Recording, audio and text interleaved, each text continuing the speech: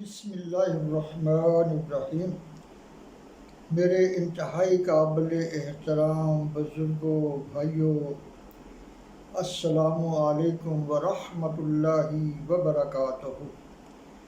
پیارے اسلامی بھائیوں، جب حضرت امیر معاویہ رضی اللہ تعالیٰ عنہ رخصت ہو گئے تو اس کے بعد فسادیوں نے طے کیا کہ مدینے چل کر دیکھا جائے اور حضرت عثمان رضی اللہ تعالیٰ عنہ سے پوچھا جائے کہ انہیں عوام کی خواہشات کی اطلاعات ہو گئی ہوں گی، انہوں نے اس سلسلے میں کیا کیا۔ چنانچہ آپس میں فیصلہ کرنے کے بعد یہ لوگ مدینے پہنچے۔ حضرت عثمان غنی رضی اللہ تعالیٰ عنہ نے بات چیت کے لیے ان کے پاس 2 آدمی مخزومی اور ازہری بھیجے۔ آپ رضی اللہ تعالیٰ عنہ نے دونوں کو ہدایت کی، جا کر دیکھو یہ لوگ کس ارادے سے آئے ہیں اور کیا چاہتے ہیں، پھر مجھے اطلاع دینا۔ یہ دونوں ان لوگوں سے جا کر ملے اور ان سے پوچھا، تم لوگ کس ارادے سے آئے ہو؟ انہوں نے بتایا کہ ان کے ارادے کیا ہیں۔ اس پر مخزومی اور ازہری نے پوچھا، کیا تمہارے ساتھ اہل مدینہ میں سے بھی کچھ لوگ ہیں؟ انہوں نے کہا، ہاں، صرف 3 آدمی ہمارے ساتھ ہیں۔ تم اپنے ارادوں کو پورا کرنے کے لیے کیا طریقہ اختیار کرو گے؟ انہوں نے کہا، ہم پہلے امیر المومنین کو لوگوں کی خواہشات بتائیں گے، پھر یہاں سے رخصت ہو کر لوگوں کو بتائیں گے کہ ان کی خواہشات ماننے سے انکار کر دیا گیا ہے۔ پھر ہم حاجیوں کے روپ میں اپنے گھروں سے مدینے کی طرف آئیں گے اور عثمان غنی رضی اللہ تعالیٰ عنہ کا گھیراؤ کر لیں گے، اور اگر ضرورت ہوئی تو انہیں قتل کرنے سے بھی گریز نہیں کریں گے۔ جب یہ دونوں آدمی حضرت عثمان رضی اللہ تعالیٰ عنہ کی خدمت میں حاضر ہوئے اور ان کے ارادوں کے بارے میں آپ رضی اللہ تعالیٰ عنہ کو بتایا گیا تو حضرت عثمان رضی اللہ تعالیٰ عنہ نے فرمایا، اللہ تعالیٰ انہیں نیکی دے لیکن فتنہ اور فساد نہ دے۔ پھر فرمایا، مگر عمار بن یاسر کو کیا ہوا کہ عباس بن عتبہ کی طرح مجھے الزام دیتا ہے؟ پھر یہ محمد بن ابو بکر کو کیا ہوا؟ وہ کن حقوق کا مطالبہ کرتے ہیں؟ اور یہ ابن سارا کو کیا ہوا جو فساد سے دامن بچائے ہوئے بھی فسادیوں کا ساتھ دے رہے ہیں؟ اس گفتگو کے بعد آپ رضی اللہ تعالیٰ عنہ نے مصریوں اور کوفیوں کو طلب فرمایا۔ جمعے کی اذان کے بعد منبر کے قریب آ کر آپ رضی اللہ تعالیٰ عنہ کے آس پاس یہ لوگ بیٹھ گئے۔ صحابہ رسول مسجد میں داخل ہوئے تو وہ ان لوگوں کے گرد گھیرا ڈال کر بیٹھ گئے۔ حضرت عثمان رضی اللہ تعالیٰ عنہ نے منبر پر بیٹھنے کے بعد خدا کی حمد و ثنا کے بعد ان حالات کا ذکر فرمایا جس میں وہ گھر گئے تھے، اور ان لوگوں کے ارادوں سے باخبر کیا۔ حاضرین میں سے 2 شخص اٹھ کر کھڑے ہوئے اور ان لوگوں کو قتل کر دینے کا مشورہ دیا۔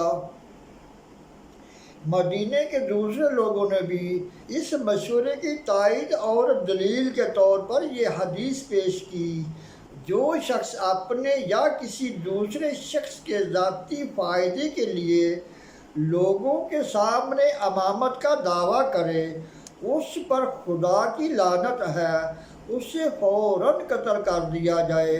اس کے بعد حضرت عمر رضی اللہ تعالیٰ عنہ کا یہ قول پیش کیا گیا، کسی کی امارت یعنی سرداری تم پر جائز نہیں سوائے اس شخص کے جسے تم سب نے اتفاق کر کے امیر کی حیثیت سے چنا ہو۔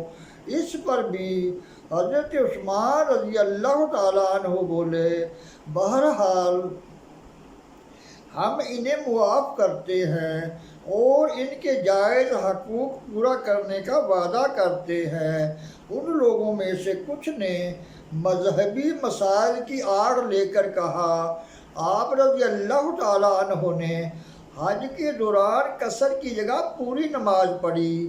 آپ رضی اللہ تعالیٰ عنہ نے جواب دیا، اس جگہ کے قریب ہی میرے اہل و عیال رہتے ہیں، لہذا میرا وہاں گھر ہوا، اس لیے میں نے پوری نماز ادا کی۔ یہ سن کر اعتراض کرنے والے کوئی جواب نہ دے سکے۔ اس کے بعد انہوں نے کہا، آپ رضی اللہ تعالیٰ عنہ نے ہمارا حصہ بھی ہم سے لے لیا ہے۔ آپ رضی اللہ تعالیٰ عنہ نے جواب دیا، خدا کی قسم میں نے اس کے علاوہ کچھ بھی نہیں لیا جو میرے پاس پہلے سے ہی موجود تھا، البتہ مدینے والوں کا واجبی حق انہیں ضرور دلایا ہے۔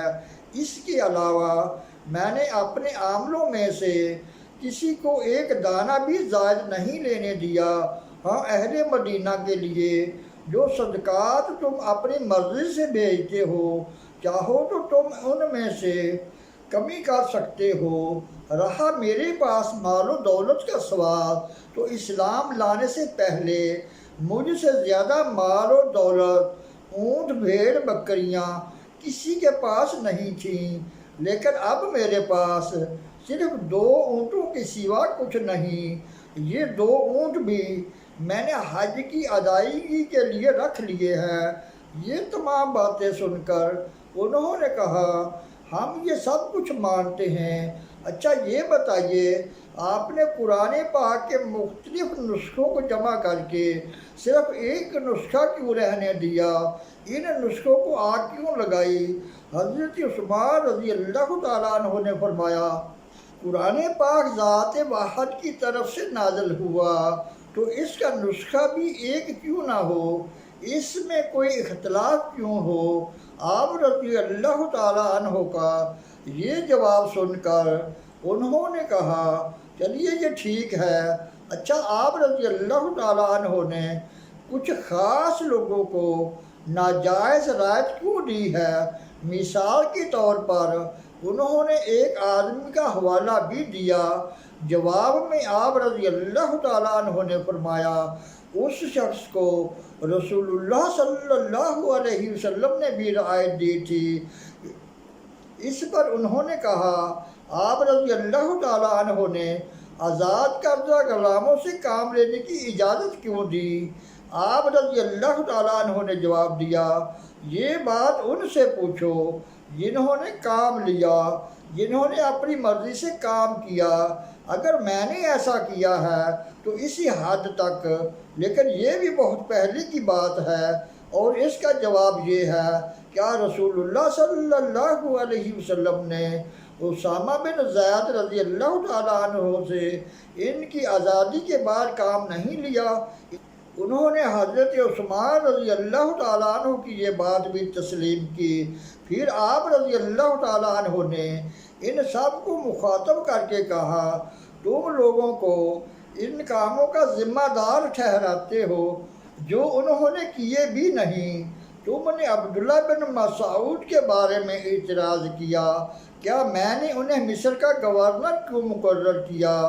لیکن حقیقت یہ ہے کہ میں نے ان کا حق دیا ہے، اور مال غنیمت جو 5واں حصہ انہیں دیا گیا وہ ان کا حق تھا۔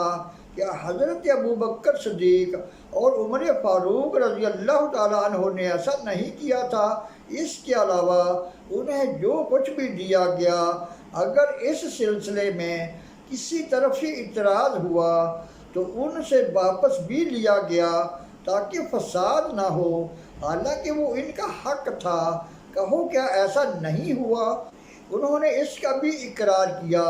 پھر آپ رضی اللہ تعالیٰ عنہ نے فرمایا، میں اپنے اہل بیت سے محبت کرتا ہوں اور انہیں تحفے تحائف اور عطیات بھی دیتا ہوں۔ لیکن میں جو کچھ دیتا ہوں اپنے مال سے دیتا ہوں اور پھر انہیں دوسروں کا حق ادا کرنے کی ہدایت بھی کرتا ہوں، بلکہ اس کا انہیں ذمہ دار ٹھہراتا ہوں۔ اگر میں نے رسول اللہ صلی اللہ علیہ وسلم کے زمانے میں یا حضرت ابوبکر صدیق کے زمانے میں سب سے زیادہ عطیات دیے تو صرف اس لیے کہ میں مسلمانوں کی بھلائی چاہتا تھا، اور اے اہل مصر، میں نے تم سے مال غنیمت میں سے 5ویں حصے کی سوا کیا لیا؟